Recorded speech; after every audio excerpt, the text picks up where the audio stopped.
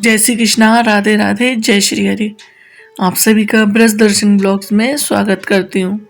हे मुनिजनों, राजा ने विनीत भाव से कहा, हे विप्र, मैं माघ मास के स्नान के फल को नहीं जानता हूँ।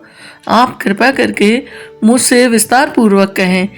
इन्हीं वचनों से शुरू होता है माघ मातम का दूसरा अध्याय, और आज इस वीडियो में मैं आप सभी को यही दूसरा अध्याय पूरे भाव और शास्त्रीय अर्थ सहित सुनाऊंगी, तो आप वीडियो में अंत तक बने रहिए। राजा के ऐसे वचन सुनकर तपस्वी कहने लगा कि हे राजन, भगवान सूर्य बहुत शीघ्र उदय होने वाले हैं, इसलिए इस समय हमारे लिए स्नान का है, कथा का नहीं। सो आप स्नान करके अपने घर को जाओ और अपने गुरु श्री वशिष्ठ जी से इस महात्म को सुनो।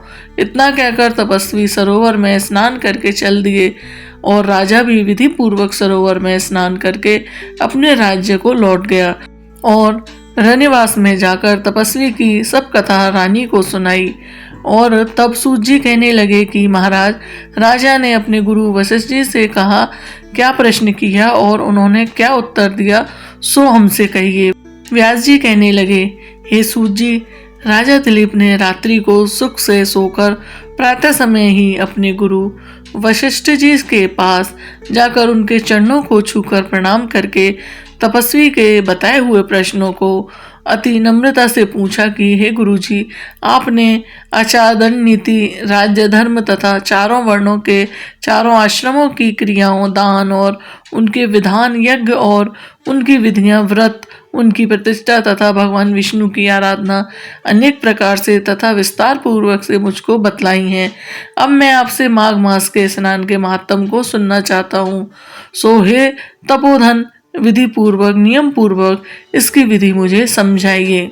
गुरु वशिष्ठ जी कहने लगे कि हे राजन, तुमने दोनों लोकों के कल्याणकारी, वनवासी तथा गृहस्थियों के अतः कारण को पवित्र करने वाले माघ मास के स्नान का बहुत सुंदर प्रश्न पूछा है।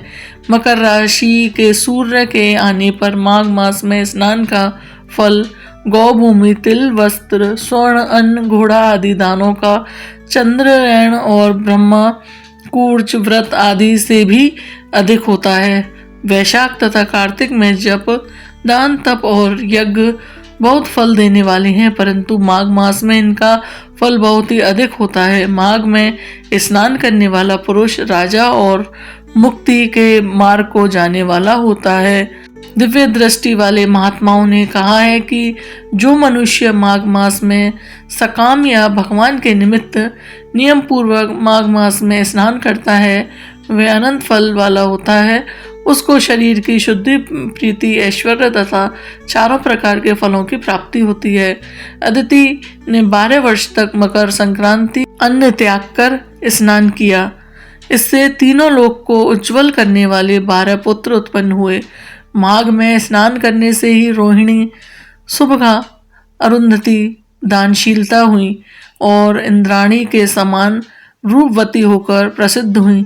जो माघ मास में स्नान करते हैं तथा देवताओं के पूजन में तत्पर रहते हैं, उनको सुंदर स्थान, हाथी और घोड़ों की सवारी तथा दान को द्रव्य प्राप्त होता है। अतिथियों से उनका घर भरा रहता है और उनके घर में सदा वेद ध्वनि होती रहती है। वह मनुष्य धन्य है जो माघ मास में स्नान करते हैं, दान देते हैं तथा व्रत और नियमों का पालन करते हैं, और दूसरों के पुण्यों को क्षीण होने से मनुष्य स्वर्ग से वापस आ जाता है। परंतु जो मनुष्य माघ मास में स्नान करता है, वह कभी स्वर्ग से वापस नहीं आता। इससे बढ़कर कोई नियम, तप, दान पवित्र और पाप नाशक नहीं है। भृगु जी ने मणि पर्वत पर विद्याधरों को यह सुनाया था। तब राजा ने कहा कि ब्राह्मण भृगु ऋषि ने कब मणि पर्वत पर विद्याधरों को उपदेश दिया था, सो बताइए। तब ऋषि जी कहने लगे कि हे राजन, एक समय 12 वर्ष तक वर्षा न होने के कारण सब प्रजा क्षीण होने के कारण संसार में बड़ी उद्विग्नता फैल गई। हिमाचल और विंध्याचल पर्वत के मध्य का देश निर्जन हो गया और श्रद्धा, तप तथा स्वाध्याय सब कुछ छूट गए। सारा लोक विपत्तियों में फंसकर प्रजाहीन हो गया, सारा भूमंडल फल और अन्न से रहित हो गया।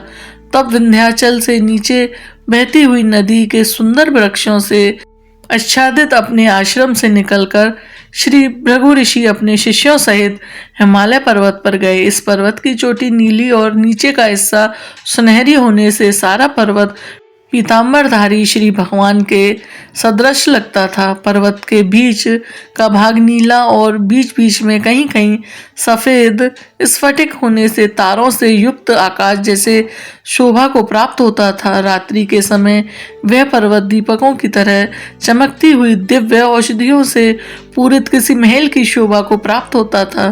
वह पर्वत शिखाओं पर बांसुरी बजाती हुई, सुंदर गीत गाती हुई किन्नरियों तथा केले के पत्तों की पताकाओं से अत्यंत शोभा को प्राप्त हो रहा था।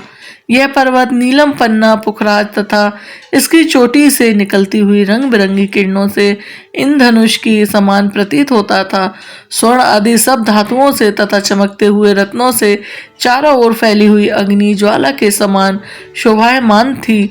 इसकी कंदराओं के काम पीड़ित विद्याधरी अपने पतियों के साथ आकर रमण करती है और गुफाओं में ऐसे ऋषियों मुनियों जिन्होंने संसार के सब क्लेशों को जीत लिया है, रात दिन ब्रह्मा का ध्यान करते हैं और कई एक हाथ से में रुद्राक्ष की माला लिए हुए शिव की आराधना में लगे हुए हैं।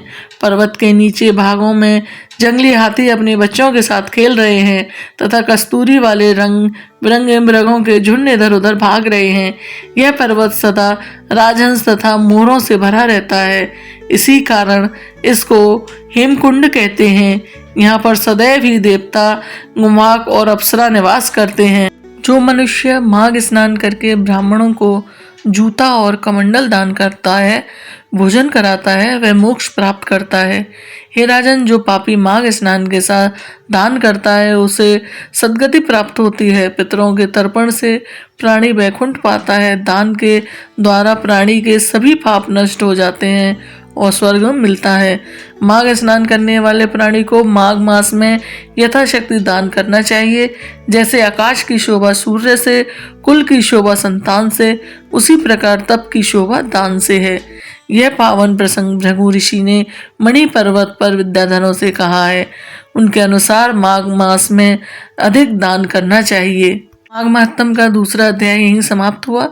यदि यह माघ महात्म आपको पुण्यदायी लगा हो तो वीडियो को लाइक जरूर करें और ऐसी धार्मिक कथाओं के लिए ब्रज दर्शन ब्लॉग्स को सब्सक्राइब अवश्य करें और अपने मित्रजनों प्रियजनों के साथ वीडियो शेयर करें, जिससे कि पूरे माघ मास वो रोज कथा का आनंद ले सकें। जय श्री कृष्णा, राधे राधे।